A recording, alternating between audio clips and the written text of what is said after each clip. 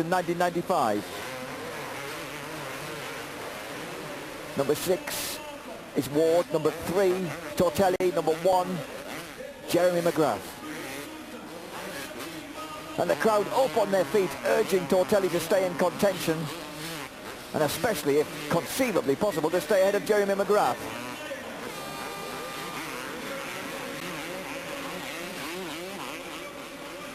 Tremendous line of them attacking those whoops. You've really got to stay on top of those whoops. If you lose your momentum for an instant, then you're not exactly dead, but your race can well and truly be over if that front wheel drops in. McGrath now really beginning to hound Tortelli.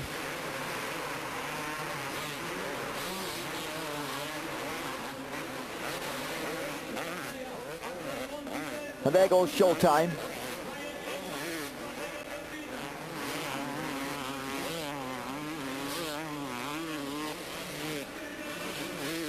And the action's still very, very tight at the front. Notice the new aluminium frame on that number 1 Honda. 1997 Honda finally had to move on from his 1993 bike. You can't really disguise a 1993 bike as a 1997 aluminium frame job.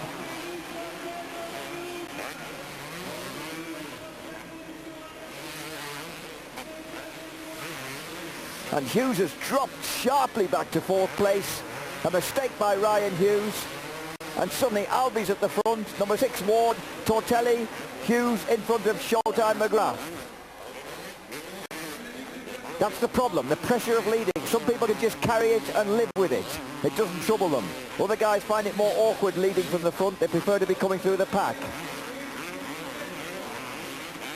Now number 8, Albertine, under pressure himself now from Larry Ward, legs Larry.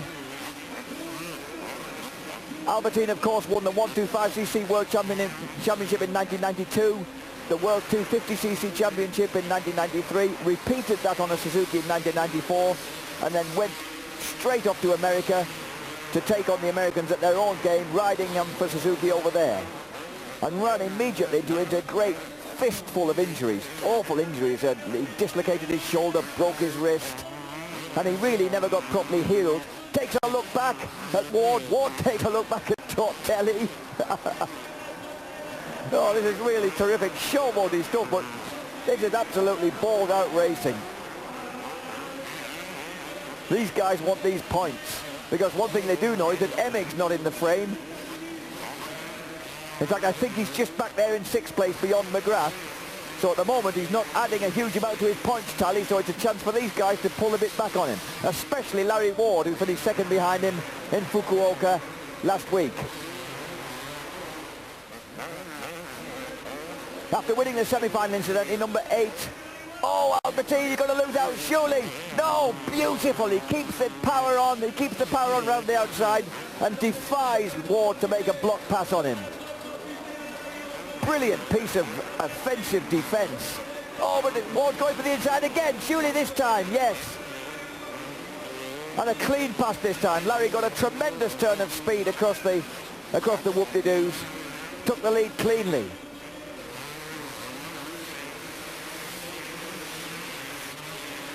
So Ward now, Honda of Troy at the front. Albertine Suzuki. Tortelli still right in there despite his early mistake on the Kawasaki.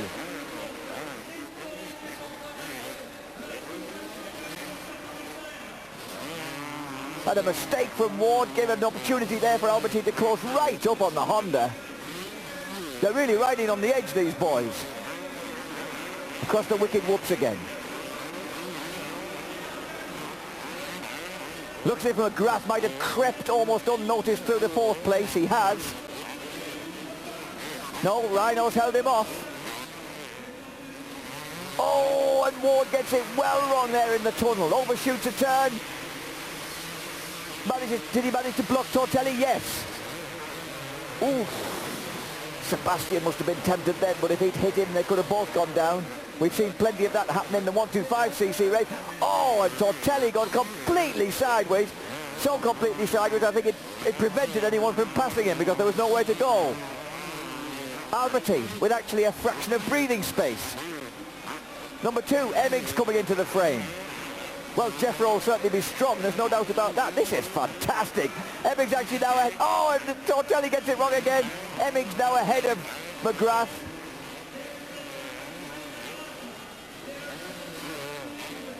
Well, this is hectic stuff. Back in the tunnel, Albertine number 8, Ward number 6, Rhino Hughes number 9 has come through all that melee to get back into third place ahead of Tortelli, ahead of Showtime McGrath. Number 15, this time we've lost number 2, Emig. Craig is back in the frame in 6th place.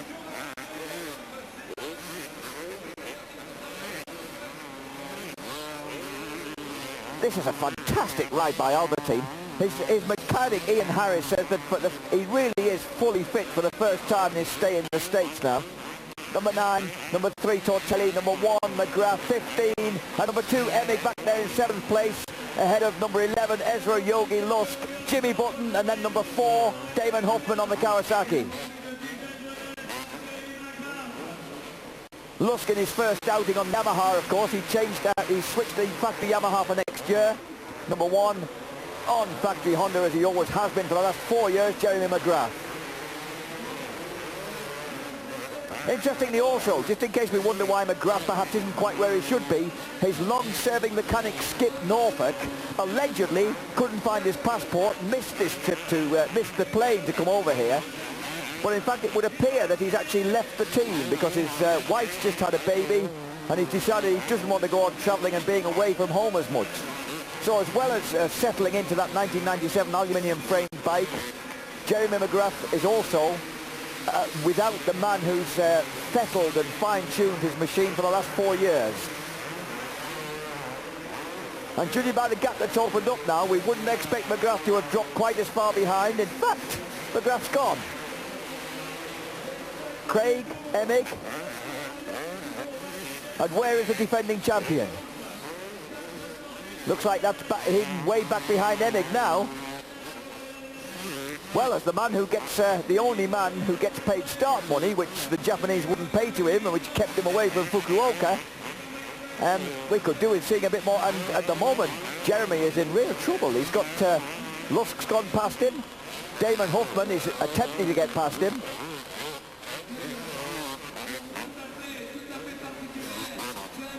And even Jimmy Button there is well in touch. Yep, Hoffman's gone through, so definitely some sort of problem for Jeremy McGrath. He's not the sort of man to hang around when there's decent money at stake. There's $15,000 goes to the winner here. A paltry $8,000 for second place, $6,000 for third.